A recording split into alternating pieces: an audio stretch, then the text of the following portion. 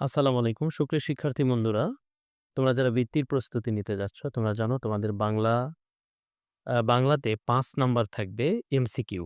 তো আজকে আমরা কিছু এমসিকিউ নিয়ে আলোচনা করব এবং আজকে আমরা যে আ অধ্যায় থেকে এমসিকিউ নিয়ে আলোচনা করব সেটা হলো এই দেশ, এই মানুষ। তো চলো শুরু করি।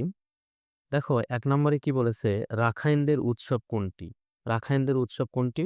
সাংগ্রাই। কোনটি? সাংগ্রাই। আচ্ছা, বাংলাদেশের প্রায় সকল মানুষ কোন ভাষায় কথা বলে? বাংলাদেশের প্রায় সকল মানুষ কোন ভাষায় কথা বলে? আমরা জানি বাংলা ভাষায়।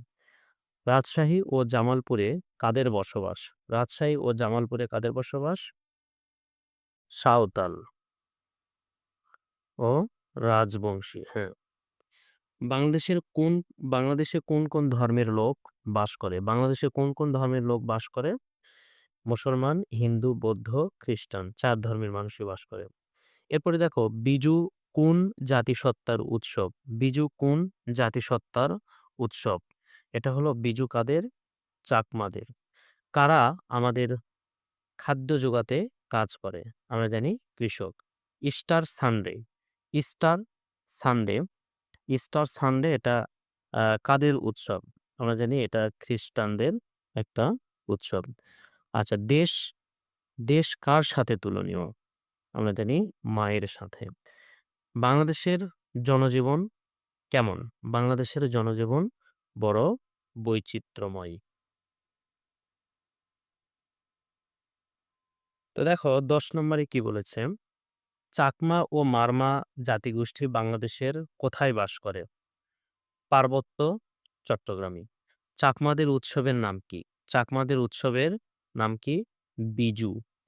মুসলমানদের ঈদ কয়টি? আমরা জানি মুসলমানদের ঈদ ২ টি। বুদ্ধ পূর্ণিমা কাদের উৎসব?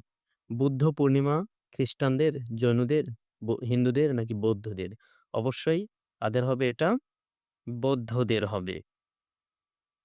কিভাবে মানুষে ভালোবাসা জন্মায়? কিভাবে মানুষে ভালোবাসা জন্মায়? আনন্দ করলে, মিলেমিশে থাকলে, একই ধর্ম পালন করলে নাকি একই ভাষায় কথা বললে? অবশ্যই মিলেমিশে থাকলে মানুষে ভালোবাসা জন্মায়। বাংলাদেশের মানুষের পেশা কেমন? বাংলাদেশের মানুষের পেশা অবশ্যই বিচিত্র। সবাই একই ধরনের পেশায় নিয়োজিত নেই। বেলাভূমি বেলাভূমি শব্দটির অর্থ কি? সাগর, দরিয়া, সমুদ্র নাকি সমুদ্রের তীরে বালুময় স্থান? সমুদ্রের তীরে বালুময় স্থান। সার্থকতা শব্দটির বিপরীত অর্থ কোনটি? সার্থকতা শব্দটির বিপরীত অর্থ হলো ব্যর্থতা। সার্থকতা